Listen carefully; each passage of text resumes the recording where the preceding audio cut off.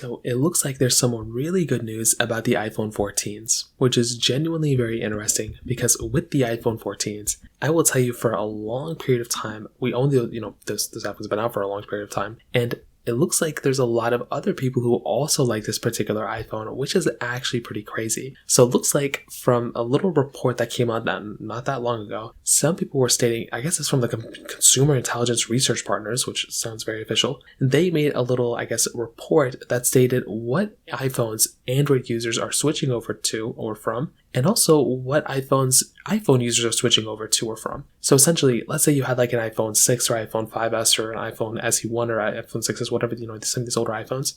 I'm assuming if you own one of those iPhones and you switched over to the latest one, this iPhone, the iPhone 14, is the one that a majority of people, I guess, are switching over to. I think it was like over 25% or something along those lines, where you were actually getting, older iPhone users to switch over to this particular iPhone, or maybe even some iPhone users who had the newest iPhone were downgrading to the iPhone 14s. That's actually a pretty crazy thing. But then also on the same side, people are also stating and talking about the iPhone 14 on the Android side. So they're actually stating that if you actually switch over from an Android phone, the most popular iPhone that Android users switch from is also the iPhone 14. So this is actually some really, really good news for the iPhone 14 and iPhone 14 owners. There's a couple reasons for this. One, it's a good iPhone. I like that iPhone a lot. But two, it'll actually probably, I think, change the way that Apple's probably, hopefully, going to support this iPhone. And I hope this iPhone, because so many people bought it right now, I hope there's a ton of people who actually end up buying this iPhone, and Apple ends up supporting this iPhone, this particular iPhone, for a longer period of time, rather than the standard duration, just because so many people own it.